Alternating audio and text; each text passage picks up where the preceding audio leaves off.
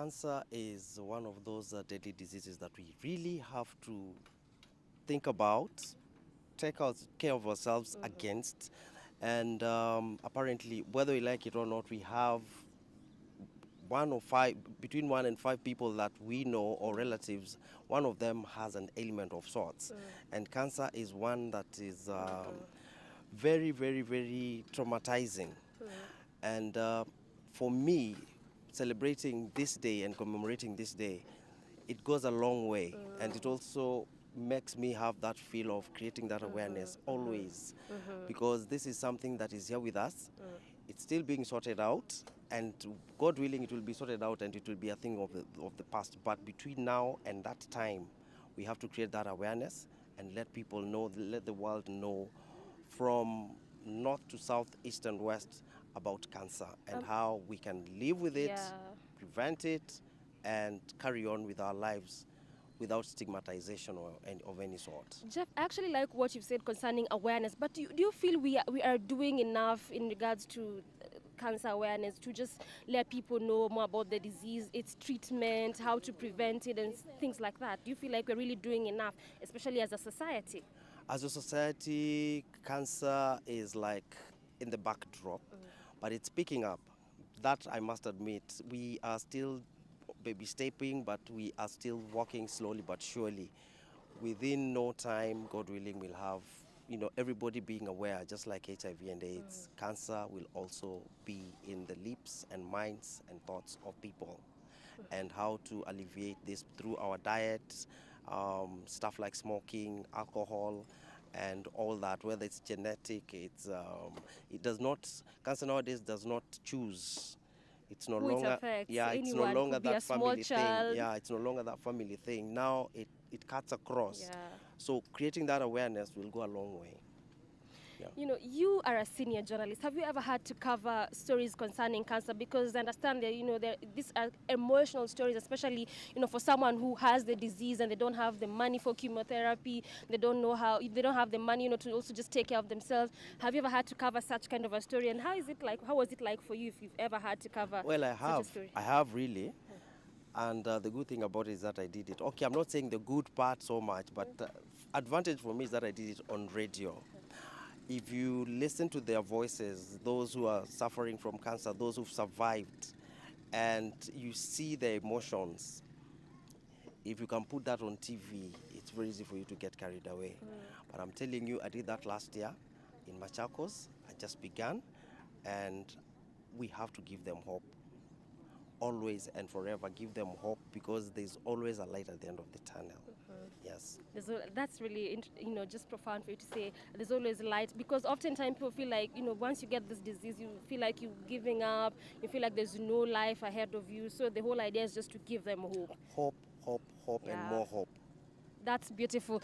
So, that was Jeff, one of our senior journalists, just saying the whole idea, especially for the ones living with the disease, is just to give them hope. And so for now, I want to bring the Elders Hope organization, who their main agenda is just to give hope for this cancer survivors. So I'm joined by Victor, who is the head of programs, that is Elders Hope Foundation. So Victor, thank you so much for joining us, and a very good morning to you. So first of all, tell us about Elders Hope Foundation. What is Elders Hope Foundation all about, and what is their role? My name is Victor Chiborion. I'm the head of programs at Elders Hope Cancer Foundation. The organization started around 6 years ago in 2012 after our founder, Mr. Isaji Musa, lost his mom to breast cancer. At the time his mom was undergoing treatment for breast cancer, he didn't know that the mom had cancer, because as part of our traditional African society culture, women are not allowed, mothers are not allowed to talk about their private parts with their children. So she kept that secret from them. He used to see his mom going to the bathroom with a wig. So he thought mom is just all trying to hide her gray hairs. But in real sense, she had lost all her hair due to chemotherapy. So after that, one time he used to fly with KQ. So one time he was on air, then his mom collapsed. And when he landed, he got 50 missed calls from his brother. So after calling to follow up, he was told that the mom had been admitted to hospital. At that time, she had lost one of her breasts. It had spread to the other breast. she used to wear a bra with socks. She's fixed socks so that it looks like she's normal. So after that, every time he'd go to the doctor with the mom, anything that he was told, he started a Facebook page, Eda's Hope Cancer Foundation. Then he used to post that information there, share the information with his friends. But that is just a drop in the ocean, because awareness is is something that we really need to build on if we're to combat this disease. Yeah. So how did the name then Edda come about? Edda is the name of his mom. Yes. So Edda's used Hope. the mom's name. Yes, Edda's Hope. It was her hope that it was Isaiah's hope that no one else would get to go through what he had gone through. The pain of losing a mother, it's unfathomable. Because if I stand here and try to imagine my mom at home watching, if I lose her today, I'd be devastated, because she's been my pillar, she's been everything in my life. Yeah. And that's why there's the tagline, giving hope to women. Yeah, and the tagline for the breast cancer awareness support that we're running is called Fighting for Mama, because women are the backbone of the society. Every time a man is sick, if I'm sick, I wouldn't bother going to the hospital until my mom or my sister or one of my girls who are friends tells me, "Hey Victor, you look off. Have you gone to the doctor? Have you seen someone?" Yeah. Right. Let's talk about one of the things that you do concerning giving of the mastectomy, bras, and breast prosthesis. How does that come about? And first, maybe you could just explain to us and also to our viewers, what is breast prosthesis and what is this mastectomy bras?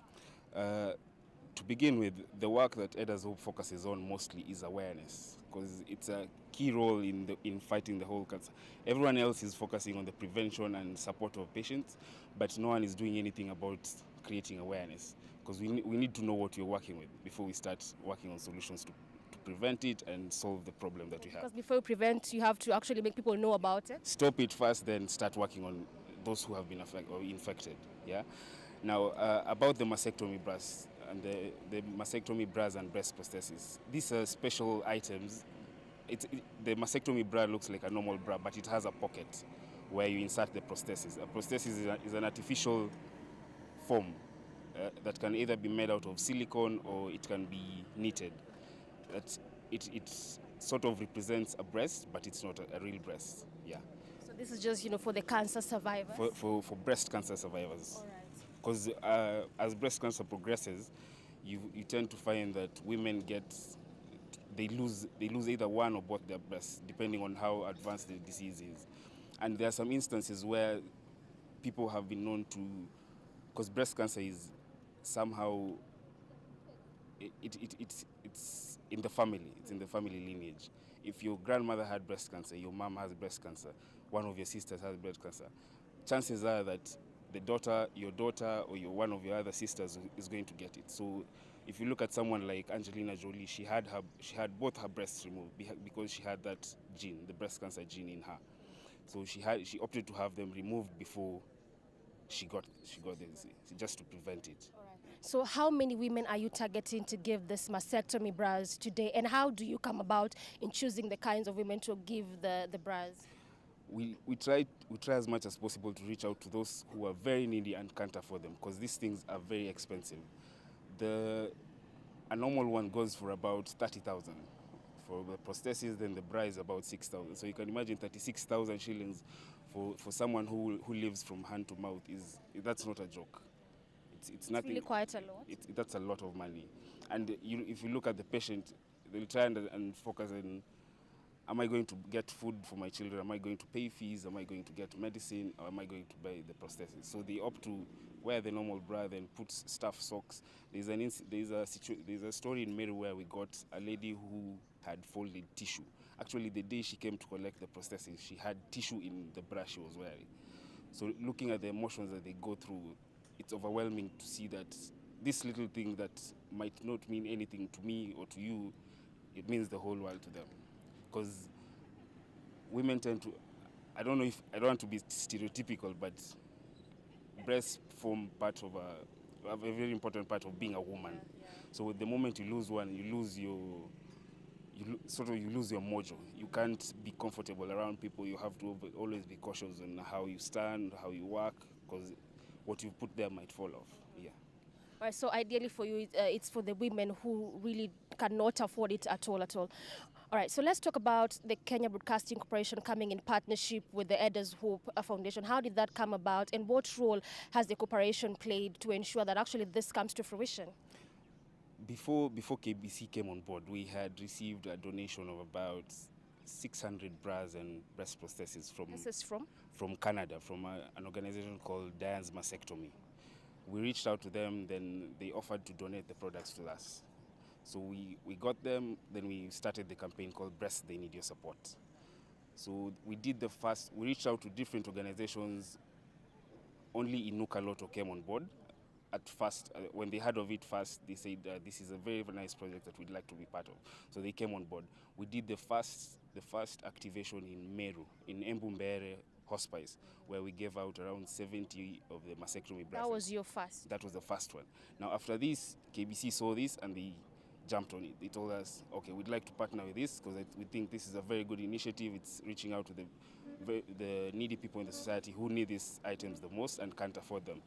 So after they came on board, we were able to fundraise to get more of these products. And then we mapped out 10 different locations. So far we've done Machakos, we've done Embu,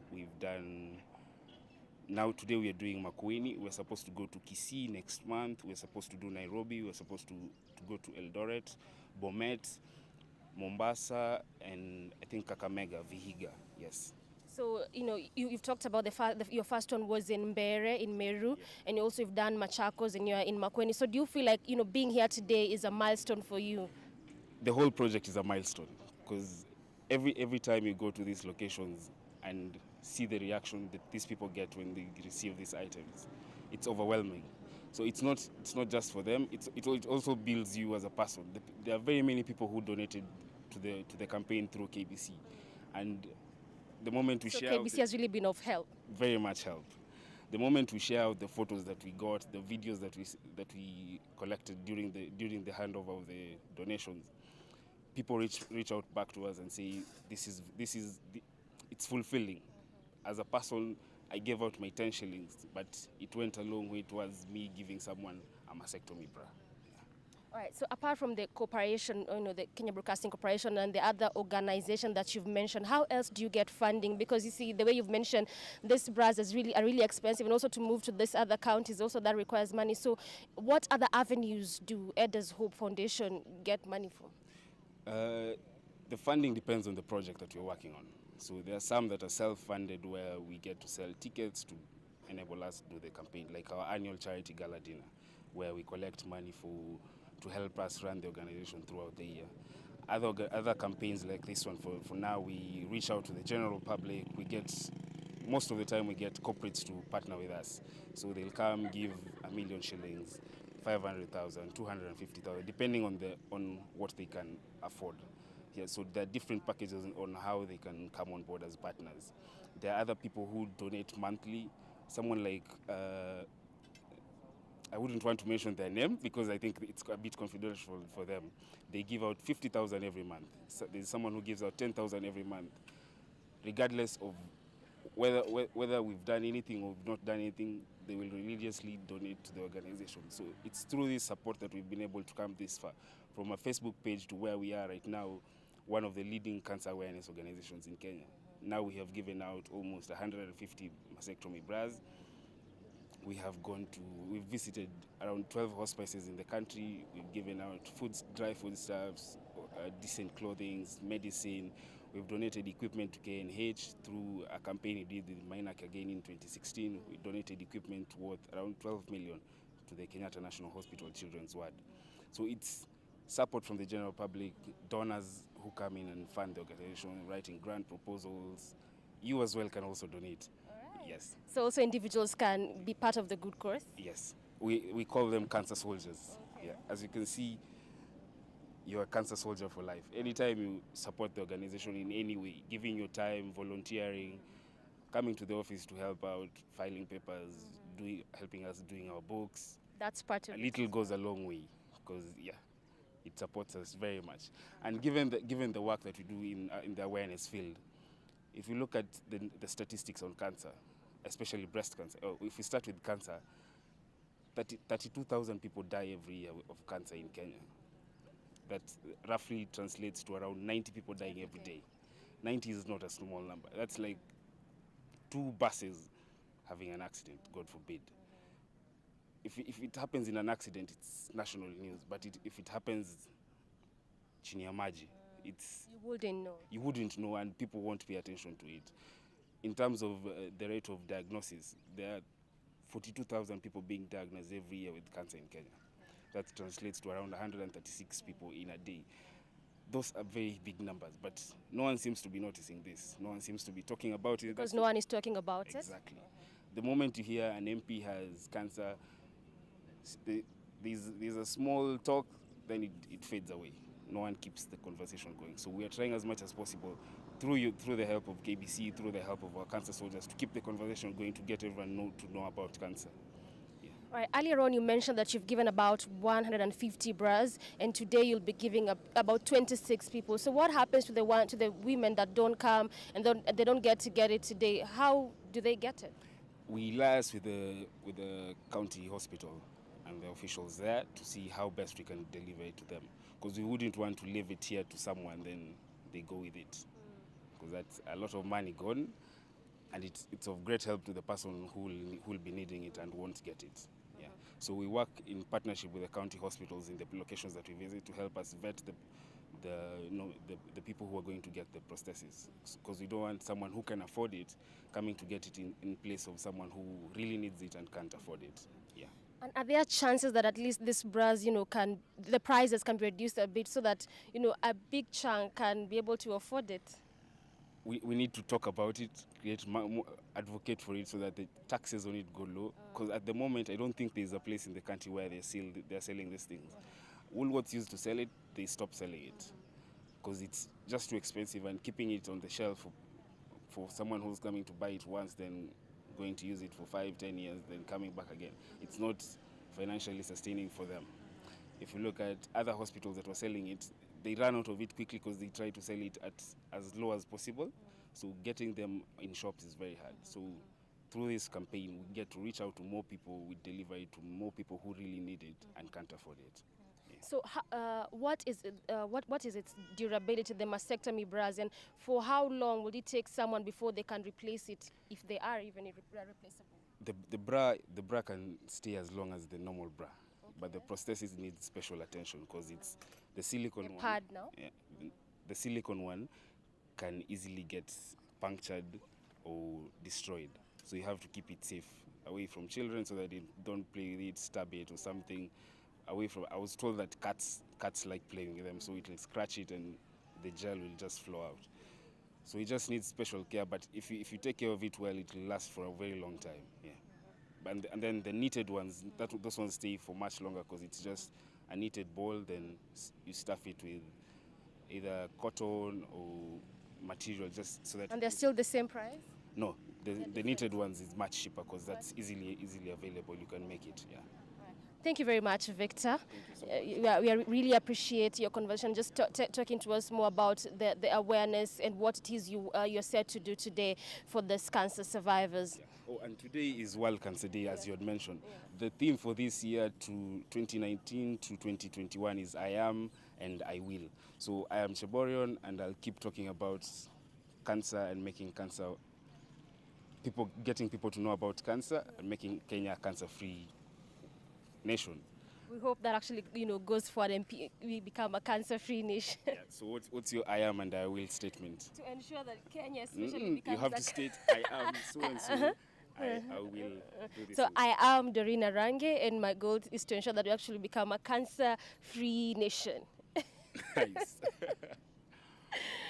All right, Ram, so we have just been having a conversation with Victor, who is the head of programs, Eda's Hope Foundation, telling us more about their cause, what their role is today. And as you've heard, they're really just set out to give about 26 women the mastectomy bras. This is for the cancer survivors. And later on the show, I will be having a conversation with the CEO, one of the health experts, with the CEO of health in Makueni County, which is Dr. Mutuma. He's a pathologist as well as a cancer a cancer expert. He'll be telling us more about the whole issue concerning cancer and what this particular county has done to ensure that actually, this county becomes a cancer-free county. This is just some of the conversation lined up for you. I'll also be talking to some of the cancer survivors to tell us their journey and to tell us what this initiative has done for them and what is doing for them. Ram.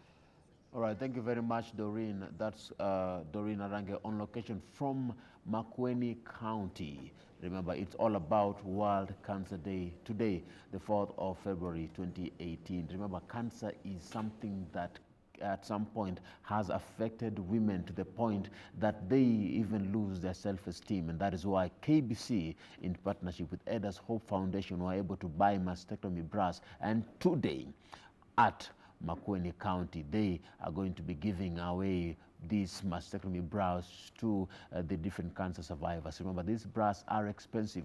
Therefore, when we have these kinds of sponsorship, these kinds of partnership, it promotes awareness and it is able to bring out the self-esteem that is lost to come back again. KBC in partnership with Eda's Hope Foundation today at Makueni County. We shall link up with Doreen Arange even as we continue with this morning show. She will be giving us more concerning what's happening and that awareness. Remember, today we are celebrating World Cancer Day. I would like to just take a short break because my colleague Jane Wambui is coming up next with Matters Family Check. This is Good Morning Kenya, so do not go too far. Remember, this is a show that still has more in store for you because I will be joined by MCAs from Embu County. Today, it is Embu County on Focus, just after Jane Wambui. Do not go too far.